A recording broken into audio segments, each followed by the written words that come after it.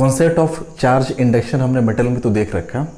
Metal के बाद अब हम लोग बात करेंगे concept of charge induction in atoms and non metals, यानी एटम्स में चार्ज का इंडक्शन कैसे होता है और नॉन मेटल के अंदर चार्ज का इंडक्शन कैसे होता है।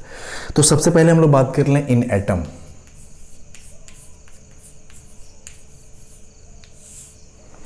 देखिए एटम के अंदर होता क्या है, अगर आप ये एटम है, एटम में ये हो गया आपका न्यूक्लियस। न्यूक्लियस के अंदर आपको पता है प्रोटॉन होते हैं, न्यूट्रॉन होते हैं, और चारों तरफ जो होता है वो इलेक्ट्रॉन का क्लाउड होता है। This one is the cloud of electrons, electron clouds, जिसमें कि इलेक्ट्रॉन्स होते हैं, इसमें डिफरेंट डिफरेंट ऑर्बिट्स होते हैं और उसी ऑर्बिट्स में इलेक्ट्रॉन एग्जिस्ट करते हैं। ये आपका हो गया इलेक्ट्रॉन क्लाउड। ठीक है, इलेक्ट्रॉन के वॉल्यूम का मोस्ट ऑफ द जो सेक्शन होता है, most of the volume of the atom, electron नहीं, एटम का ज़्यादा से ज़्यादा जो वॉल्यूम होता है वो इलेक्ट्रॉन क्लाउड ही कवर करता है। बट अगर मास की बात करें तो जो न्यूक्लियस होता है वो 99.9% मास कवर करता है पूरे के पूरे एटम्स का। तो ये आपका न्यूक्लियस हो गया, ये आपका हो गया इलेक्ट्रॉन क्लाउड्स, इलेक्ट्रॉन क्लाउड्स। देखिए एटम हमने दिखा रखा है जब इसके पास हमने कोई एक्सटर्नल चार्ज वगैरह नहीं रखा हुआ है। ठीक है, आप साफ साफ ये कह सकते हैं इस केस में कि जो सेंटर ऑफ नेगेटिव चार्ज है और centre of the positive charge है, दोनों को दोनों कोइंसाइड कर रहे हैं, यानी कि इलेक्ट्रॉन्स इसमें होंगे, ऑर्बिट्स में डिफरेंट डिफरेंट ऑर्बिट्स में इलेक्ट्रॉन होंगे इधर इलेक्ट्रॉन क्लाउड्स में, यानी ये सारे के सारे नेगेटिव चार्ज हैं। इसका सेंटर भी यहीं पे है और साथ ही साथ न्यूक्लियस के अंदर प्रोटॉन है, तो ऑब्वियस सी बात है कि प्रोटॉन का सेंटर तो जहाँ पे होगा ही होगा। यानी कि initially centre of positive charge and centre of negative charge both were coincide, दोनों को दोनों कॉन्साइड कर रहे थे। लेकिन अब क्या होगा, जैसे ही हम यहाँ पे कोई चार्ज रखेंगे, जैसे मान लो कि हमने कह दिया कि एक हम पॉजिटिव चार्ज यहाँ पे रखते रहे, एक पॉजिटिव चार्ज हमने यहाँ पे एक्सटर्नली क्यू प्लेस कर दिया। अब ये पॉजिटिव चार्ज क्या करेगा, जो भी इलेक्ट्रॉन क्लाउड्स हैं उन पे फोर्स ऑफ अट्रैक्शन लगाना शुरू करेगा और ये इलेक्ट्रॉन क्लाउड का डिस्टॉर्शन होना शुरू हो जाएगा और ये इलेक्ट्रॉन क्लाउड्स ऐसे डिस्टॉर्टेड हो जाएगा, इलेक्ट्रॉन क्लाउड्स कुछ खींच के इधर आ जाएगा due to the force of attraction by the external charge, और ये इलेक्ट्रॉन क्लाउड्स कुछ ऐसे हो जाएगा। ठीक है, यानी कि अब अगर हम इस एटम्स की बात करें, जैसे इलेक्ट्रॉन क्लाउड लेफ्ट के टूवर्ड्स डिस्टॉर्ट हुआ, यानी कि लेफ्ट के टूवर्ड्स शिफ्ट हुआ due to the force of attraction by the external charge, तो हम साफ साफ ये कह सकते हैं कि जो सेंटर ऑफ नेगेटिव चार्ज पहले जहां हुआ करता था वो सेंटर ऑफ नेगेटिव चार्ज अब शिफ्ट होकर लेफ्ट के टूवर्ड्स आ गया, क्योंकि अब नेगेटिव चार्ज का जो कंसंट्रेशन है वो लेफ्ट के टूवर्ड्स ज़्यादा हो गया है। यानी कि अब ये कहानी कुछ ऐसे बनी कि ये जो भी एटम है, अब ये एटम कुछ ऐसे आपको दिखेगा, ये आपका प्लस था और ये आपका जो इलेक्ट्रॉन क्लाउड है, इलेक्ट्रॉन क्लाउड कुछ ऐसे अब आपको दिखेगा, ये यानी कि हम साफ साफ ये कह सकते हैं कि ये पॉजिटिव चार्ज का सेंटर है, लेकिन चूंकि इलेक्ट्रॉन्स का कंसंट्रेशन ऑफ लेफ्ट के टूवर्ड ज़्यादा हो गया due to the force of attraction, इस फोर्स ऑफ अट्रैक्शन की वजह से, इसलिए जो नेगेटिव चार्ज का सेंटर है वो कहीं यहाँ पे आ गया।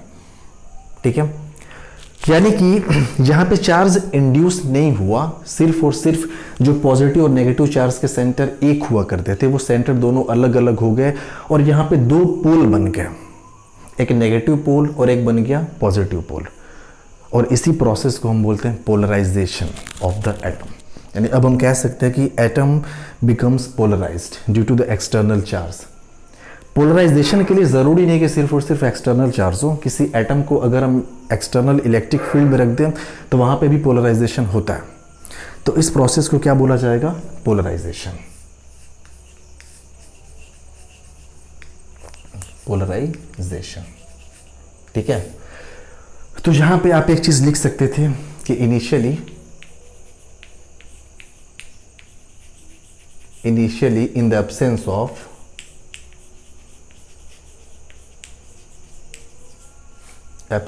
ऑफ Q, इस Q की हम बात करें जो एक्सटर्नल चार्ज है, सेंटर ऑफ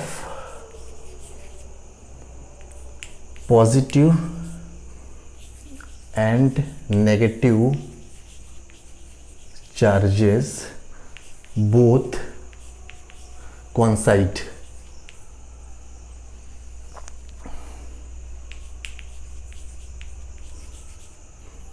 ठीक है, अब यहां पे क्या बोलेंगे आप कि due to the external charge जो सेंटर है दोनों का वो क्या होगा, वो सेपरेट हो गया।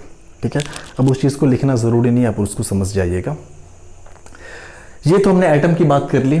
एटम के बाद हम लोग थोड़ा सा बात कर लें नॉन मेटल्स के केस में।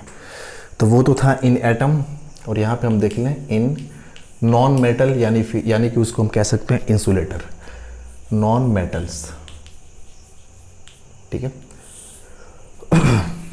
देखिए डाइपोल को जब भी हमें दिखाना होगा ना आगे इस किताब में कहीं भी पूरे इलेक्ट्रोस्टैटिक्स के अंदर, तो हम डाइपोल को कुछ इस तरीके से दिखाएंगे, आप उसको समझ जाइएगा।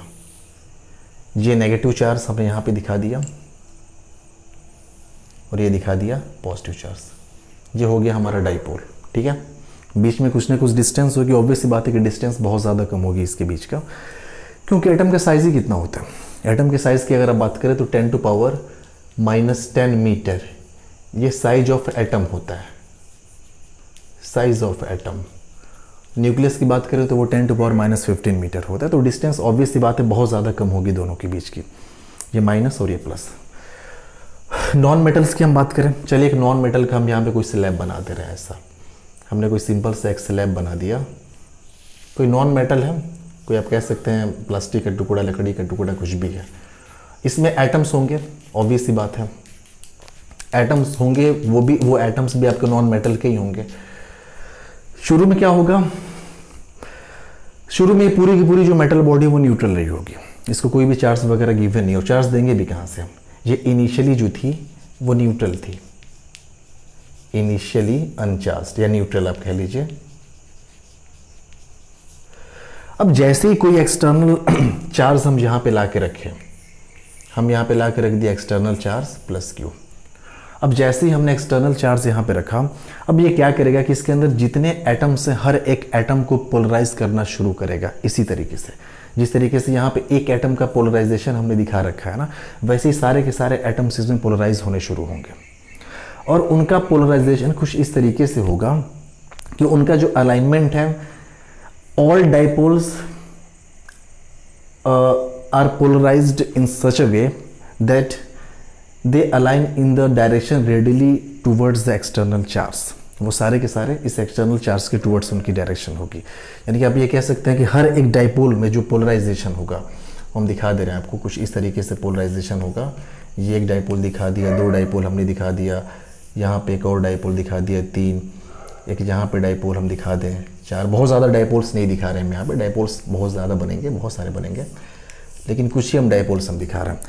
डाइपोल्स हैं तो ऑब्वियस सी बात है, ये माइनस होगा, ये प्लस। अब देख रहे हैं ना कि एक्सटर्नल चार्ज के टूवर्ड्स जो होता है वो नेगेटिव वाला सेंटर चला आता है और इधर पॉजिटिव। ऐसे ये माइनस, ये प्लस, ये माइनस, ये प्लस, ये माइनस, ये प्लस, ये माइनस, ये प्लस और ये माइनस, ये plus.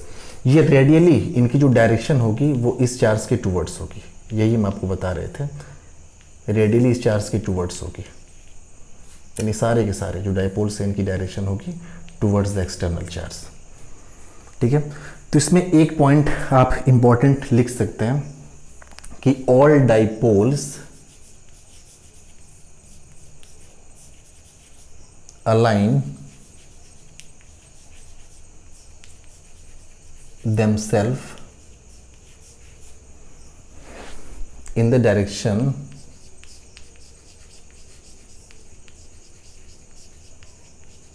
radially towards capital Q। ठीक है, सारे के सारे जो डाइपोल्स हैं वो अलाइन हो गए radially towards the capital Q। तो नॉन मेटल के केस में चार्ज का इंडक्शन इस तरीके से होता है, एक एटम के केस में चार्ज का इंडक्शन इस तरीके से होता है, जहाँ पे आपने देखा था कि सारा का सारा जो इलेक्ट्रॉन क्लाउड था इधर डिस्टॉर्ट होके चला आया था। ठीक है, तो ये कहानी ख़त्म हुई charge, concept of charge induction in atoms and non metals की। अब हम लोग आगे बात करेंगे चार्जिंग बाय इंडक्शन मेथड, उसके बाद हम लोग कूलम्स लॉ वगैरह सब स्टार्ट कर सकते हैं। तो अभी थ्योरेटिकल सेक्शन अपना चल रहा है इलेक्ट्रोस्टैटिक्स का, इसे बस जानना बहुत ज़रूरी है क्योंकि आगे बहुत सारे कॉन्सेप्ट में ये सब इस्तेमाल होने वाले हैं। ठीक है, आई होप आपको समझ में आया होगा। अगर समझ में नहीं आया तो प्लीज़ आप लोग कमेंट सेक्शन में इस चीज़ को मेंशन करें। I will try my best to make you understand. कोशिश करेंगे आपको ज़्यादा ज़्यादा चीज़ समझा पाएँ। अगर इस तरीके समझ में नहीं आया, हो सकता है कोई और तरीका निकाला जाए उसके लिए, लेकिन आप लोग कमेंट करें अगर आपको कोई चीज़ समझ में नहीं आ रही है तो। फिलहाल अभी के लिए इतना ही, धन्यवाद।